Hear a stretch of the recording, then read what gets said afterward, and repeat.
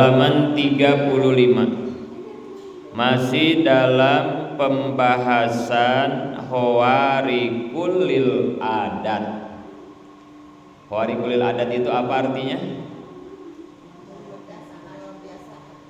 Kejadian yang luar biasa. Kalau kejadian biasa disebutnya apa? Kalau yang biasa disebutnya apa? Kejadian adat disebutnya ya. Kejadian adat. Kalau itu yang biasa, dibakar angus, nah itu biasa. Itu namanya adat gitu ya, kejadian adat. Tapi kalau orang dibakar tidak hangus, nah ini luar biasa. Luar biasa disebutnya hawarikul lil adat. Itu ya. Jadi yang biasa disebutnya kejadian adat, yang luar biasa disebutnya hawarikul lil adat. Orang sakit berobat, minum obat, sembuh, itu biasa apa luar biasa? Biasa. Biasa orang sakit berobat, minum obat, sembuh mah. Ini mah orang sakit tidak berobat, tidak minum obat, malah minta air ke ustad, terus minum air dari ustad, sembuh. Nah ini kejadian biasa apa luar biasa? Luar biasa itu mah ya. Hawarikul lil adat berarti gitu ya. Nah, untuk menyikapi kejadian hawarikul lil adat yang luar biasa itu bagaimana menurut pandangan kacamata ilmu tauhid gitu. Intina mah menang apa henteu gitu. Boleh tidak gitu ya. Misalnya orang warungna teu daek koe rame warungna teh.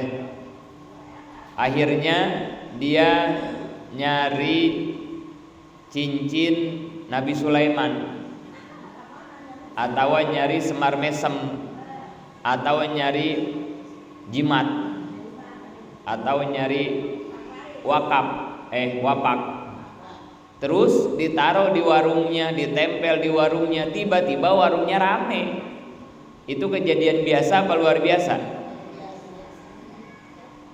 Warung rame gara-gara jimat, gara-gara cincin Sulaiman, gara-gara wapak. Itu kejadian biasa apa luar biasa?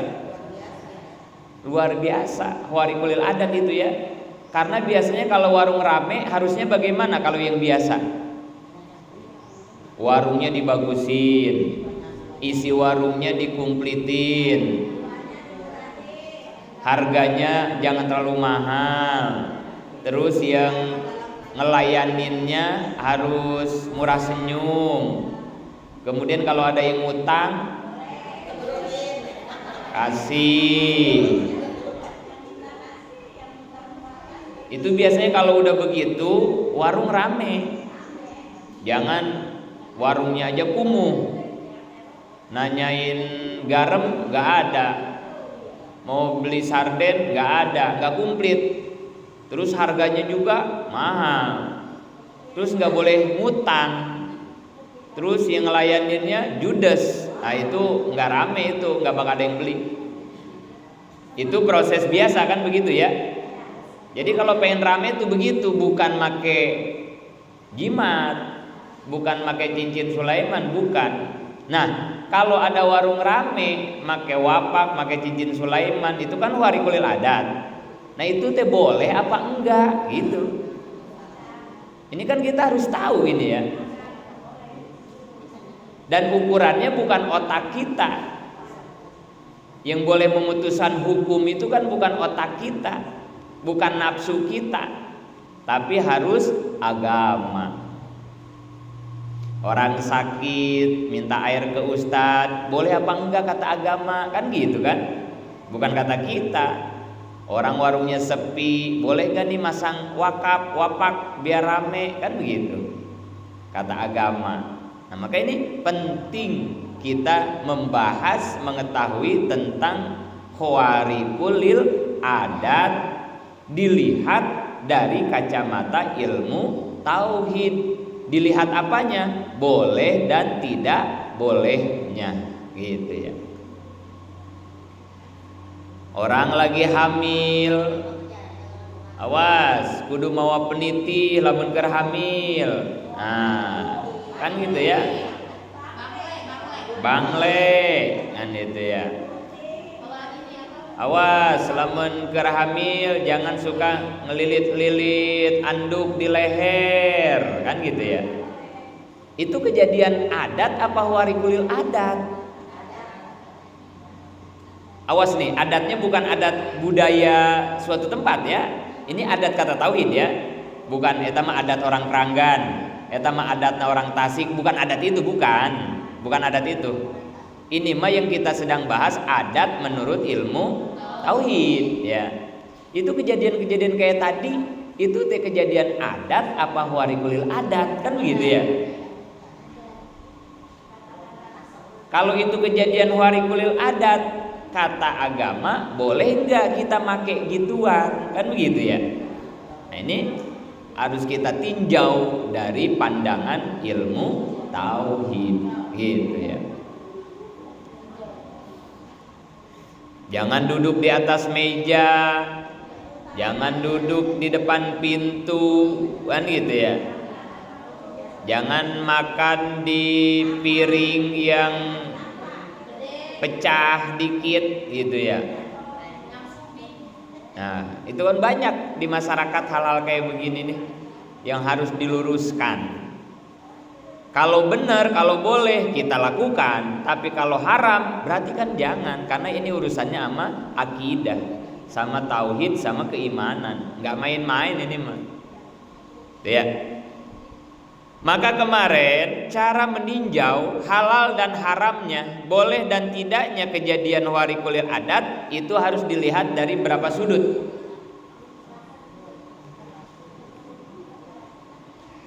Berapa kemarin? Untuk menentukan warikulil adat ini halal atau haram, boleh atau tidak, itu harus dilihatnya dari berapa sudut? 3. Halaman 35 itu ya. C. Pandangan hukum syara terhadap kejadian warik ini dilihat dari 3 sudut. Jadi yang bisa menentukan halal dan haram, boleh dan tidaknya ini dari 3 sudut ini.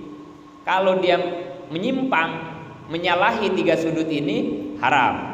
Tapi kalau tidak, halal. Caranya begitu ya. Cara nimbangnya begitu ya. Mana yang 3 sudut? Pertama kemarin harus dilihat dari sudut apanya? Pelakunya ya. Pelakornya. Bukan pelakor. Pelaku. Kalau pelakor mah pelakor? Pelaku perebut laki orang. Bukan pelakor, pelaku. Dilihat dari pelaku. 1 kemarin, kalau warikulil adat itu terjadinya dari seorang calon nabi, namanya irhas. Ini halal. Seperti Kangjeng Nabi Muhammad di waktu kecil, belum jadi nabi, dibawa oleh Halimah ke kampungnya, namanya Kampung Sa'diyah. Disusui oleh Halimah. Kampung Sa'diyah, ayat Madiyah. Eta Madiyah. Lain Madiyah lainnya. Kampung Sa'diyah itu dulunya tandus. Tumbuh-tumbuhan enggak pada jadi, sehingga binatang-binatang jadi pada kurus. Susu-susu kambing jadinya langka. Ketika Kangjeng Nabi dibawa ke Kampung Sa'diyah oleh Halimah untuk disusui dan diurus, tiba-tiba kampung tersebut menjadi subur makmur. Hujan, pohon-pohonan tumbuh, binatang menjadi gemuk, kambing pun air susunya jadi banyak. Nah, ini adalah irhas. Kejadian luar biasa dari seorang calon nabi. Boleh nggak ini? Boleh. Ya. Kedua, B, dari seorang nabi dan rasul. Warikulil adat, kejadian luar biasa dari nabi atau dari rasul. Namanya mujizat. Nabi, Kangjeng Nabi punya mujizat, Nabi Musa, Nabi Isa, semua nabi punya mujizat, semua rasul punya mujizat. Kangjeng Nabi misalnya bisa membelah bulan, Nabi Musa tongkatnya bisa membelah laut. Itu kan kejadian luar biasa semua itu ya. Khawarikul adat. Sahabat lagi perang matanya kena panah, kemudian sama Nabi diusap sembuh. Nah itu kan khawarikul adat semua ya. Itu namanya mukjizat, karena yang melakukannya pelakunya seorang nabi. Tapi kadang suka ada juga ya orang kita yang suka bilang mukjizat. Suka ada juga ya. Orang tuanya dirawat, suaminya dirawat, tabrakan parah, udah kritis, udah koma, udah di ruang ICU. Itu kalau ditanya sama orang, gimana keadaan suami kamu? Ah, ini mau udah tinggal nunggu mukjizat gitu. Suka ada begitu ya. Ah, saya mau udah tinggal nunggu mukjizat aja gitu. Terus kalau dia bilang mukjizat berarti suaminya siapa? Nabi berarti kan ya. Jangan ya. Nggak boleh sama kita mah bilang mukjizat. Udah aja, ini mah tinggal nunggu pertolongan Allah gitu aja kita mah ya. Kita mah tinggal nunggu keajaiban dari Allah. Jangan dibilang mukjizat, jangan. Karena suami kita kan manusia biasa, bukan nabi, bukan rasul ya. Ini kadang suka salah kaprah orang kita kalau ngomong gitu ya. Jadi mukjizat mah hanya dari para nabi atau para rasul ya. Ketiga, C, dari seorang wali. Kalau kejadian luar biasa, khawarikul adat terjadi dari seorang wali, maka khawarik itu disebutnya karomah. Syekh Abdul Muhyi Pamijahan kalau mau ke Mekah cukup masuk lewat Guha ya. Ke Mekah teh paling berapa menit, berapa detik sampai. Kita mah ke Mekah kudu naik pesawat. Pesawat naon? Saudi. Apa ya kalau naiknya Lion atau yang murah transit dulu di India ya. Wah gitu ya. 9 jam kalau lancar kita mah ke Saudi, ke Arab. Para wali mah semenit nyampe. Bahkan ada wali setiap sholat Jumatnya di Mekah. Para wali itu ya. Berarti kan kejadian khawarikul adat ya, luar biasa kan? Karena itu wali maka disebutnya karomah. Kemarin udah saya jelasin ya. Jangan jauh-jauh lah. Guru kita Wajengan Herapandi, seorang wali yang karomahnya luar biasa, luar biasa. Banyak disaksikan sama alumni-alumni dan santri-santrinya. Termasuk karomah Wajengan yang paling dahsyat adalah alumni Miftahul Huda, alumni Manunjaya, Hamidah, salah satu alumni yang paling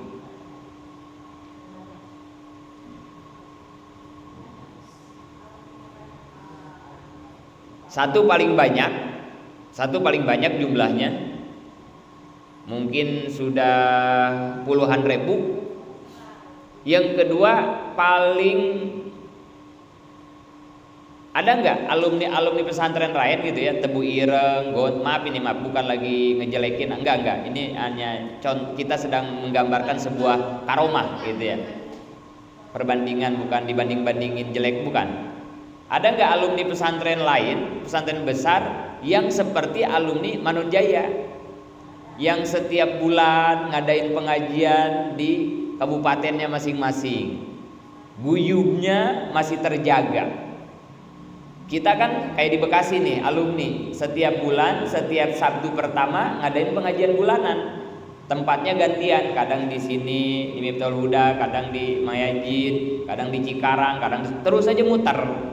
Itu setiap bulan. Dan alumninya kompak, guyub. Setiap ngaji nggak kurang 100 alumni hadir. Setiap bulan.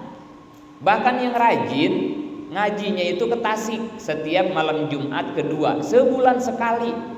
Nggak kurang 1000 lebih alumni yang hadir setiap bulan ke Tasik ngaji bulanan. Coba kalau kita lihat-lihat gitu ya, di pesantren lain ada nggak alumni yang punya kegiatan semacam itu, maksudnya gitu ya. Ini sekali lagi ya, bukan lagi mau ngerendahin, enggak. Ini tanda bahwa karomah uwa ajengan luar biasa. Luar biasa ya. Karomah itu disebutnya karomah kayak begitu kan ya. Kan itu kejadian luar biasa ya, kayak begitu ya. Kan biasanya kalau alumni kalau udah beres pesantren, ya sudah kan, masing-masing saja. Nggak ada cerita ngumpul-ngumpul ngaji bareng ke kiai, nggak ada biasanya ya. Paling reuni setahun sekali gitu ya. Di Manunjaya juga ada di Huda reuni satu setahun sekali, satu Muharram. Itu lebih dahsyat lagi, mungkin puluhan ribu yang hadirnya itu mah ya. Jadi biasa kalau kayak begitu mah ya. Tapi kalau kayak bulanan, nah ini kejadian yang beda lah gitu. Nah ini salah satu bentuk karomah seorang wali. Kalau tanpa karomah wajengan, alumni sudah terpecah belah, sudah terberai, kayaknya seperti itu mungkin gitu ya. Karena ada karomah saja. Banyak daya para wali-wali malah karomahnya ya. Kuarik-kuariknya, kejadian luar biasanya banyak. Terus D, yang keempat, kalau dari orang soleh, bukan wali, bukan. Ini di bawah wali, makomnya, derajatnya ya, orang soleh. Apa yang terjadi karomah khawarik dari orang soleh, namanya disebutnya ma'unah, bukan ma'unih. Ma'unih mah udah meninggal ya. Ma'unih di Kampung Raden, ma'unihnya. Rumahnya dekat Madiah, Ma'unih itu ya. Madiah masih ingat aja yang Ma'unih?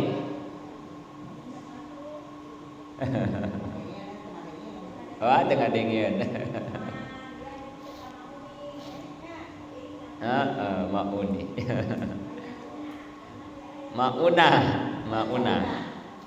Ma'unah aya ngaran Ma'unah. Oh, aya Ma'unah ge nya.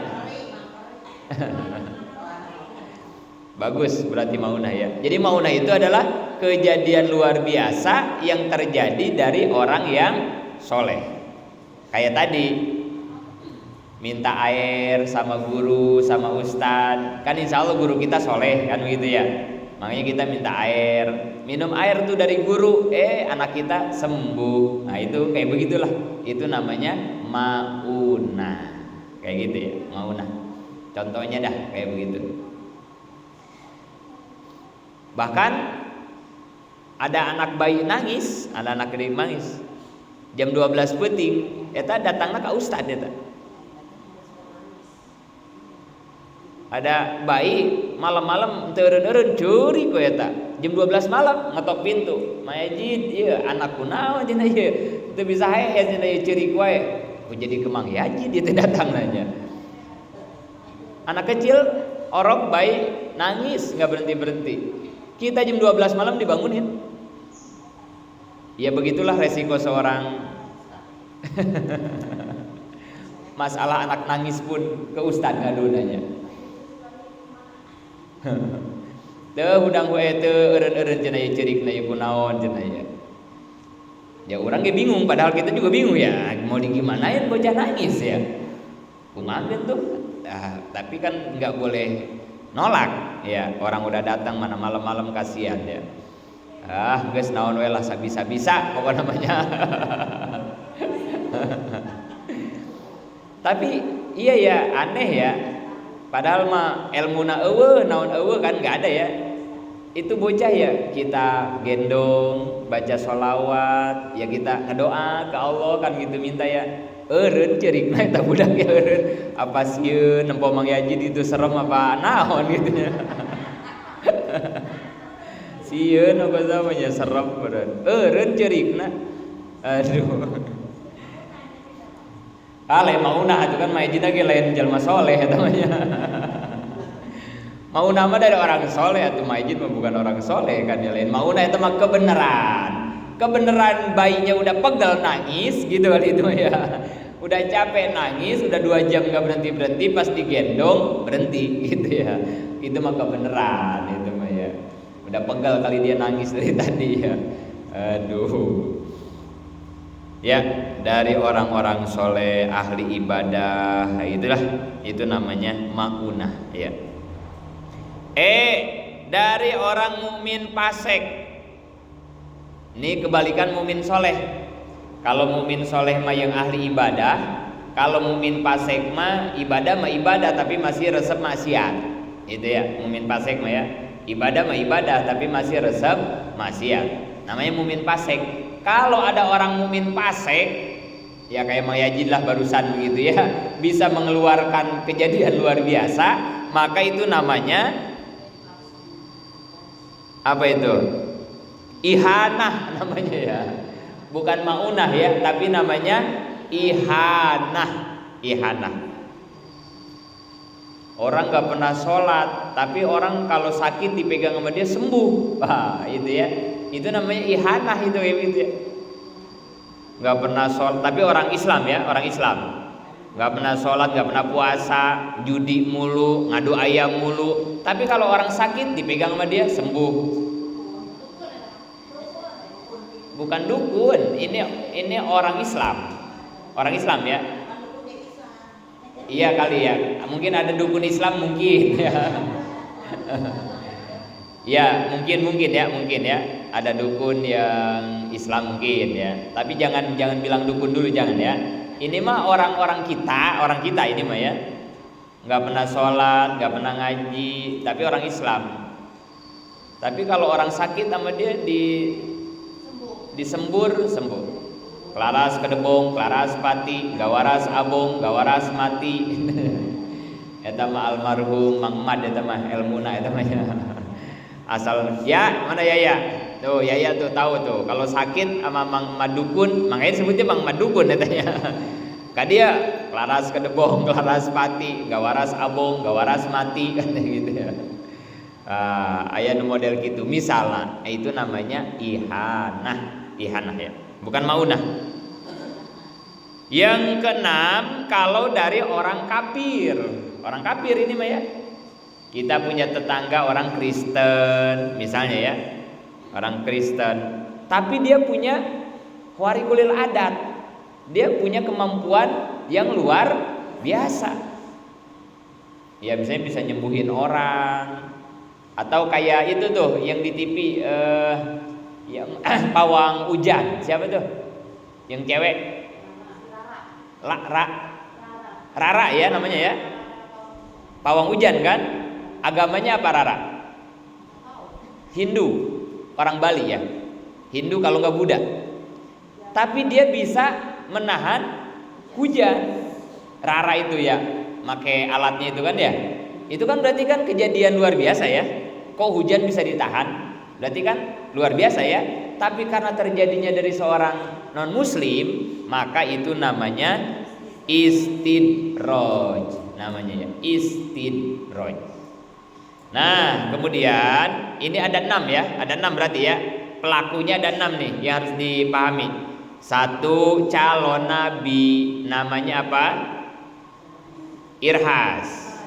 Kejadian luar biasa dari seorang calon nabi namanya 2, dari nabi atau dari seorang rasul namanya mukjizat. 3, dari seorang wali namanya karomah. 4, dari orang mukmin soleh namanya maunah.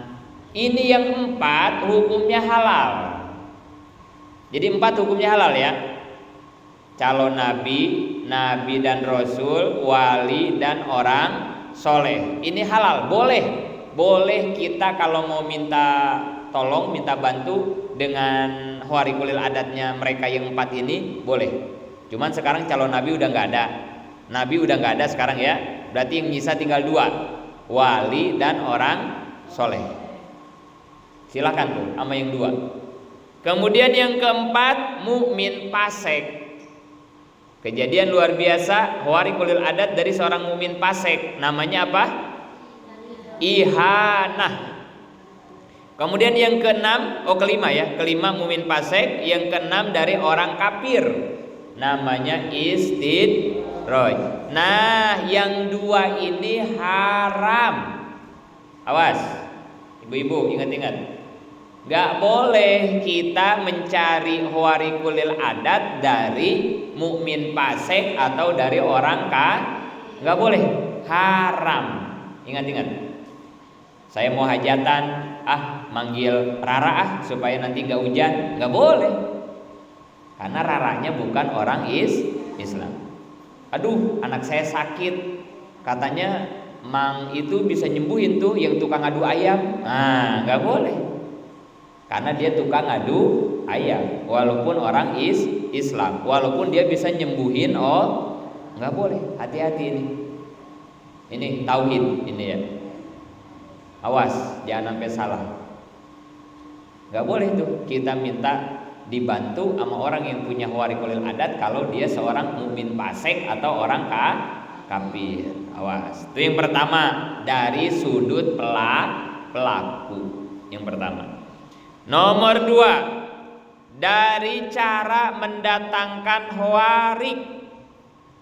Cara mendatangkan, cara berarti ya. Kalau pertama tadi pelaku ya, pelakunya. Kalau yang kedua caranya, berarti caranya.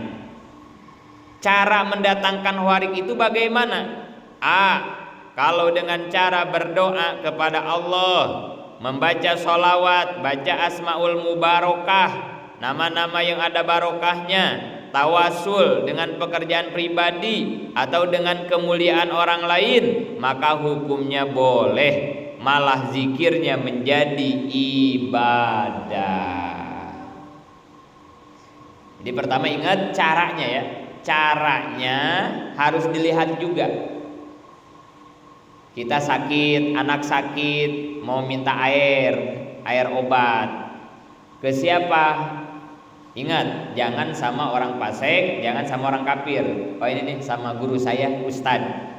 Kita yakin insya Allah guru kita soleh, misalnya kan begitu ya. Nggak apa-apa tuh, bagus.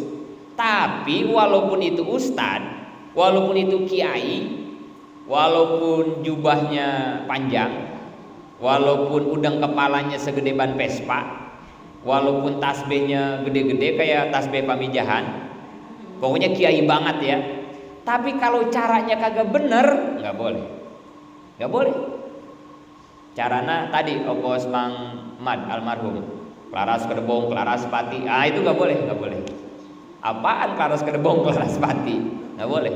Tapi kalau dengan baca sholawat sipa, baca Fatihah, baca hijib, baca asmaul mubarakah, itu baru boleh. Kalau begitu ya, boleh. Jadi harus diperhatiin ya, didengerin. Kalau kita mau minta doa atau apa, dengerin dia bacanya apa, gitu ya. Kunyam kagak jelas, jangan ya. Atau caranya harus mendem kepala kambing hitam. Misalnya ya, kalau warung kamu pengen rame, kamu harus mendem kepala kambing hitam. Ini nggak benar, cara begitu nggak boleh, nggak boleh ya. Atau kayak tadi ya, caranya harus make semar mesem. Ini pakai jimat nih, jimat asih. Bentuknya naon baik ya. Nah itu berarti nggak boleh tuh, karena itu bertentangan dengan ajaran agama Islam. Nggak boleh. Walaupun tujuannya bagus ya, supaya warungnya rame. Atau punya anak gadis perawan 30 tahun belum nikah, disyariatan, Kak Kiai, ngomong namanya Kak Kiai, bawa yuk ke Kiai, kita syariatin nih biar ini bocah ada jodohnya. Tapi syaratnya nggak bener. Apa syaratnya? Harus tidur sama Kiai misalnya. Jangan.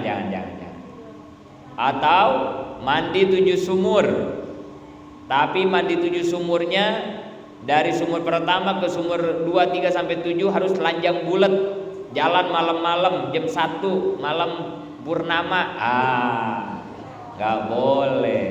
Awas ya, awas model-model kayak begini. Walaupun tujuannya baik ya, tujuannya baik, karena itu tidak sesuai dengan ajaran agama Islam ya. Cara B, baca mantra-mantra menggunakan alat sihir. Nah itu yang tadi itu ya, nggak boleh tuh kalau pakai mantra-mantra alat sihir, nggak boleh.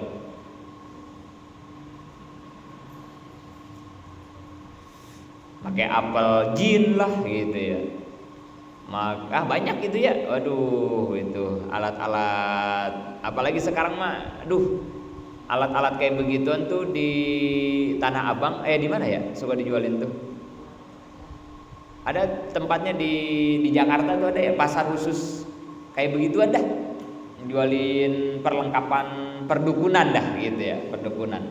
Awas, hati-hati ini ya, ibu-ibu nih kalau mau nyareat ya, mau ini lihat.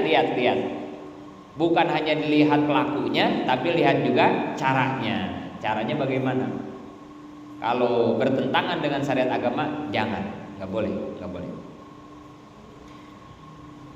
Make tanah kuburan gitu ya. Ya, tanah kuburan. Ya, pokoknya yang macam-macam yang bertentangan ya. Haram.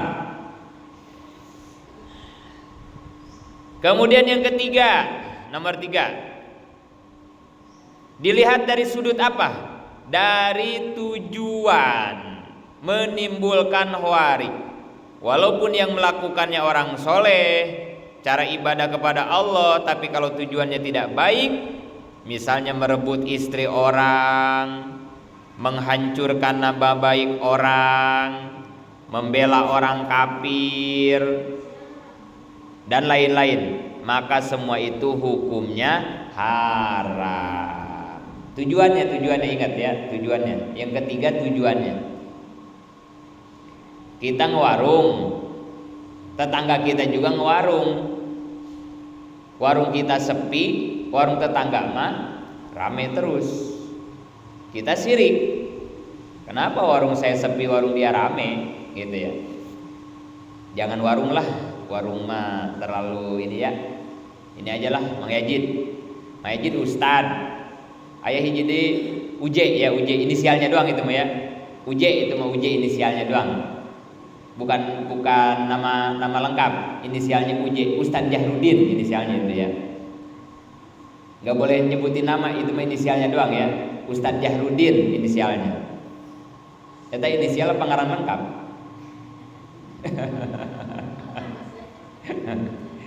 Mayajid Ustadz Jahrudin Ustadz. Alo deui. Tapi kunaon Mayajid tara dipanggil ceramah gitunya. Uje deui. Mayajid kesal akhirnya teh sirik. Wah, ieu kumaha ya supaya uje enggak dipanggil-panggil, misalnya kan begitu ya. Datanglah ke kiai gede. Wah, ini mah kiai ahli ibadah. Bilang, Pak Kiai, ini saya punya keponakan ini, job ceramahnya banyak banget. Saya enggak keduman, pokoknya mah ya. Coba dong pindahin ke saya misalnya ya. Ya udah, ayo Ustaz Yajid kita baca Yasin 40 kali balik. Pokoknya dijamin besok UJ enggak bakal ada yang manggil. Pasti panggilan semua pindah ke Ustaz Yajid katanya gitu ya. Udah tuh kita baca Yasin sama Pak Kiai itu 40 kali balik semalaman. Bener, enggak lama, enggak pakai minggu-mingguan. Besok udah enggak ada yang manggil sama Ustaz Jarudin, Mang Yajid deui ya dipanggilnya. Itu yang dipinta syariatnya bagus enggak seorang kiai?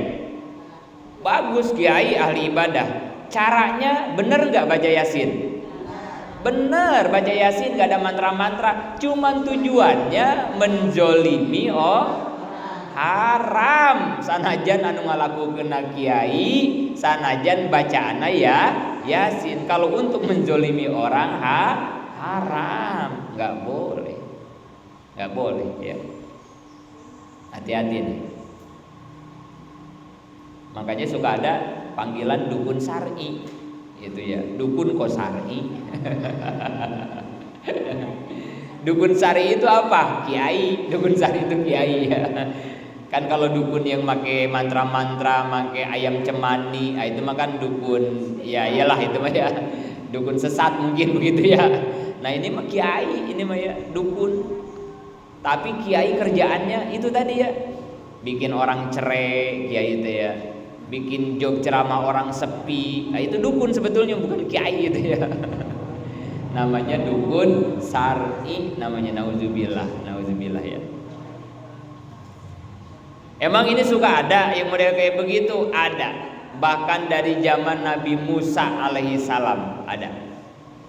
Ada seorang wali yang dipinta ngedoa ke Allah untuk menzolimi, menyakiti seseorang. Seorang wali padahal ya. Gak boleh walaupun dia seorang wali, gak boleh ya. Jadi gitu ya. Cara melihat warikulil adat itu halal atau haram dilihatnya dari 3 faktor. 1 pelakunya, kedua caranya, ketiga tujuannya. Fiil, fa'il, maf'ul, atau kalau bahasa Indonesia mah subjek, objek, predikat. Nah 3 itu yang harus kita lihat ya. 1 pun nggak usah 3 ya. 1 pun tidak boleh ada yang melenceng dari aturan agama. Nggak boleh ya. Tujuannya baik buat ngobatin orang. Caranya juga baik, baca sholawat. Tapi yang ngelakuinnya tukang judi, tukang maksiat, nggak boleh, haram. Yang ngelakuinnya kiai, caranya juga bagus, baca yasin, tapi tujuannya buat menzolimi orang, haram.